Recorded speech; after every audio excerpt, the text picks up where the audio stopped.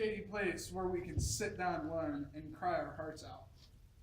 Instead of crying, let's keep hold of our swords and defend our fallen homeland like honorable men. No, Daddy. Each day, new widows howl, new orphans cry, and new sorrows slap heaven in the face, until it sounds like heaven itself feels Scotland's anguish and screams in pain. I will avenge whatever I believe is wrong, and I'll believe whenever I'm sure it's true. And I'll put right whenever I can when the time comes.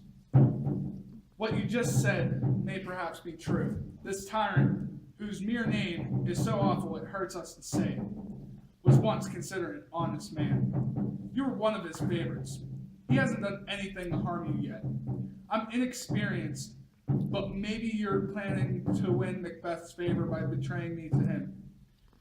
It would be smart to offer someone poor and innocent like me as a sacrificial lamb to satisfy an angry god like Macbeth. I am not treacherous. But Macbeth is. Even someone with a good and virtuous nature might give way to a royal command, but I beg your pardon. My fears can't actually make you evil. Angels are still bright, even though Lucifer, the brightest angel, fell from heaven. Even though everything evil wants to look good, good still has to look good too. I have lost my hope of convincing you to fight against Macbeth. Maybe you lost your hopes about me, where I found my doubts about you. Why did you leave your wife and children vulnerable, the most precious things in your life? Those strong bonds of love, how could you leave them behind? But I beg you, don't interpret my suspicions as slander against you. You must understand that I want to protect myself. You may really be honest, no matter what I think.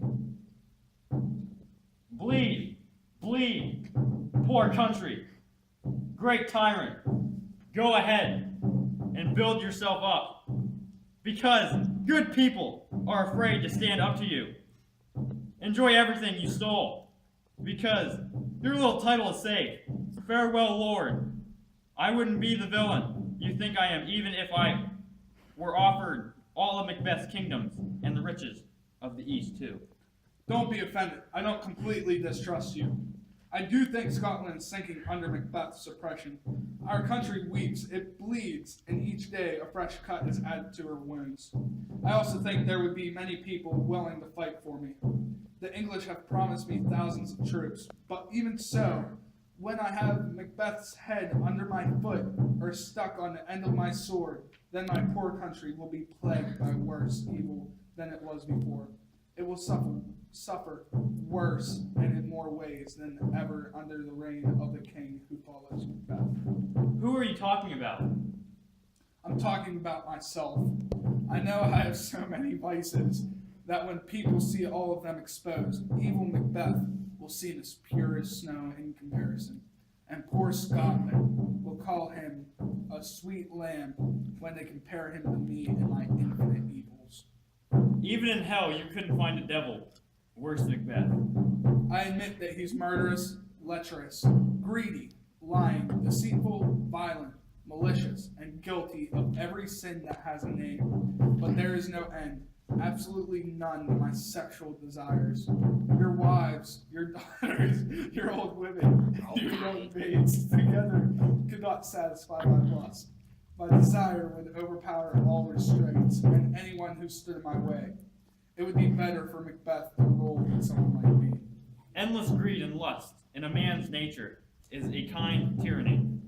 It has caused the downfall of many kings, but don't be afraid to take the crown that belongs to you. You can find a way to satisfy your desires in secret, while still appearing virtuous. You can deceive everyone. There are more than enough willing women around. Your lust can't possibly be so strong that you'd use up all the women willing to give themselves to the king once they find out he wants them. Along with being full of lust, I'm also incredibly greedy.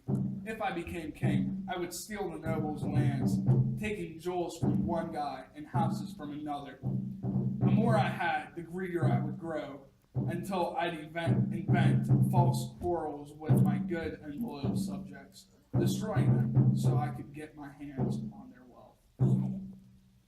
The greed you're talking about is worse than lust because you won't outgrow it. Greed has been the downfall of many don't be afraid. Scotland has enough treasures to satisfy you out of your own royal coffers. These bad qualities are bearable when balanced against your good sides. But I don't have any good sides. I don't have a trace of the qualities a king needs, such as justice, truth, moderation, stability, generosity, perseverance, mercy, humility, devotion, patience, courage, and bravery. Instead, I overflow with every variation of all the different vices. No, if I had power, I would take world peace and throw it down the hell. Oh, Scotland! Scotland! If someone like me is fit to be king, let me know. I really am exactly as I have described myself to you. Fit to be king? You're not fit to live. Oh, miserable nation, ruled by an erspiring, murderous tyrant. When will you see peaceful days again? The man who has a legal right to the throne is, by his own admission, a cursed man and a disgrace to the royal family. Your royal father, Duncan, was a virtuous king. Your mother spent more time on her knees in prayer than she did standing up, and she lived a life of absolute pity.